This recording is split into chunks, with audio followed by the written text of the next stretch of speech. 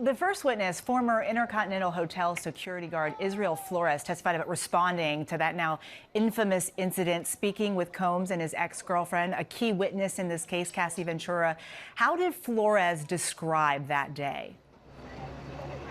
He set the tone by immediately, as the first witness, taking jurors back to 2016. It was March 5th when Flores said he responded to a call from hotel staff of a woman in distress on the 6th floor. He goes up the elevator. He sees Sean Combs sitting in a chair with what he described as a devilish stare, and Cassie Ventura clearly shaken. And he walked the jury through hotel security footage. Some of it that the prosecutors played outright, some of it that Flores had captured on his phone, and it shows the. And don't get me wrong, I like to give people benefit of the doubt for the most part, and then of course, you know, if they get found guilty in court, then I don't like them. But I mean, the fact that we saw him beat the shit, I'm talking about beat the shit. He didn't just smack Cassie. He threw her to the ground and kicked the shit out of her. Now, I know that's kind of hard for a lot of people to fathom, but watch the video. The video is now public now. It's been public for a while. So freak offs aside, he is a domestic abuser. And no one should back that. No one should, oh, but he's got hits, baby. We like to dance. Yeah, he's literally got hits, so. And some people take it a step further and say that he has hits on other people, that he's put hits. Some people come to the conclusion that he has had hits on big rappers like Diddy. I mean, like Biggie and Tupac. But that's all speculation and stuff, But some people think this guy's a very powerful man, and he can call shots from anywhere. I don't know. All I know is the evidence that I've seen of him beating the shit out of someone that he was with. So it wasn't a girlfriend.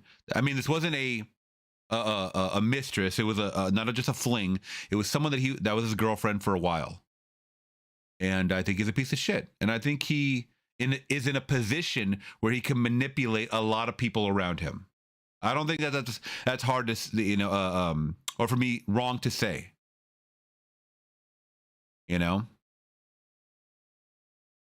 I don't care that he has daughters and stuff like that. What kind of man would do this if he had daughters? All kinds of sick people have families. That doesn't mean anything. That does not mean anything now. Waylon is saying, worked in the movie industry for 12 years in the UK, and I've heard so many stories that go behind closed doors. Whether they are true or not, who knows? Exactly. And I know most of us jump to the rumors and this and that. But when you have visual evidence, when you have a lot of corroborating evidence, I usually take that as fact. Of course, there are those people that are going to want a payday as well, or are just going to lie on the stand. I get that. I know those people exist. But I'm saying when there's actual evidence and there's weirdness going on about baby oil and possibly drugging and stuff like that. This is more than just a fetish. It's more than just a kink. And I'm not here to kink shame. If he wants to have other men have sex with his girlfriend in front of him while he's in the corner, then so be it. I'm not here to tell people what to do behind closed doors. That's up to them. As long as they're not hurting people or physically or mentally abusing people. That's it. Because then it paints him in a different light, obviously. I mean, I used to play this guy's music all the time. I told you guys, I DJ'd for 10 years. I can't deny that this guy had a crazy catalog of hits, right? And put out a bunch of artists that made hits. Now, when I play him, I think differently. I don't play his music personally, but anything that he produced, I'm like, in the back of my mind, I'm like, this guy's a weirdo,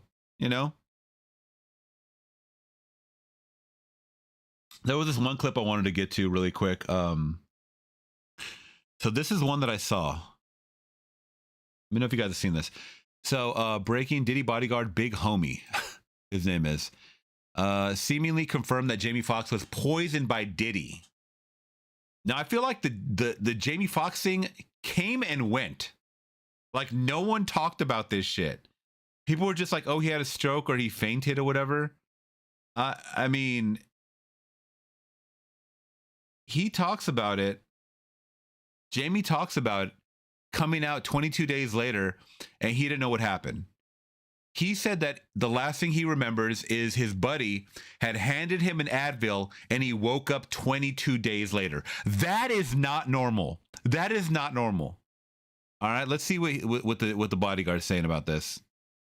Rumors circulating.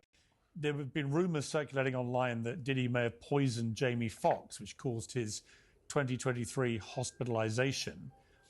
In his Netflix show, he compared Combs to the devil in revealing his near-death experience after a brain bleed and stroke. He said, "I say this all the time.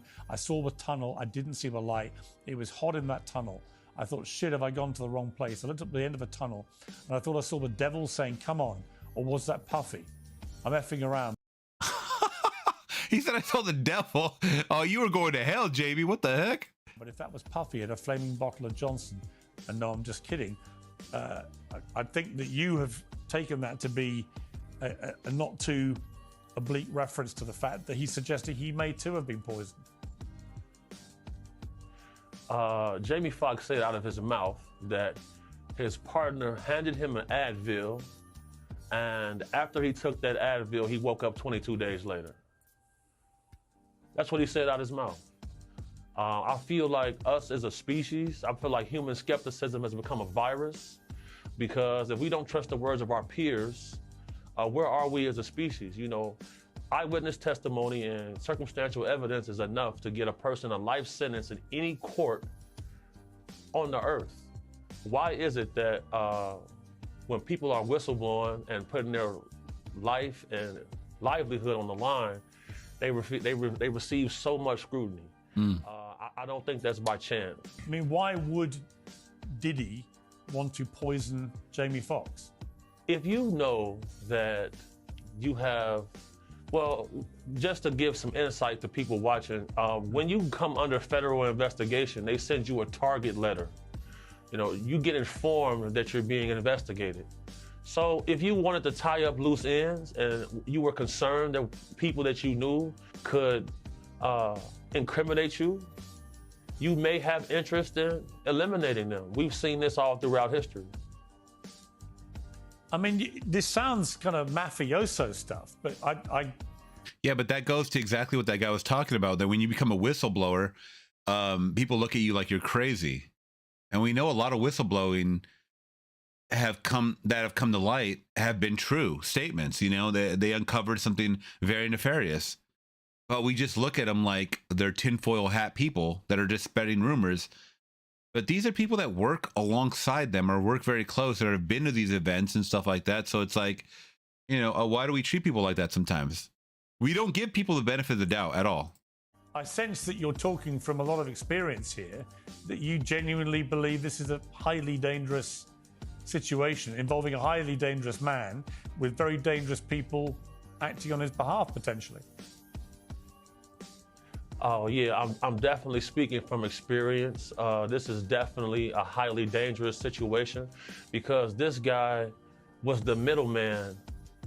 He was the party guy. He was the person who lined up the parties and festivities for a lot of guys a lot more wealthy and affluent than him. So, you know, I'm a person who believes that the Epstein's list is very similar to Diddy's list. I'm a believer in that. And, you know, whenever it comes to protecting women and children, I'm going to be fierce.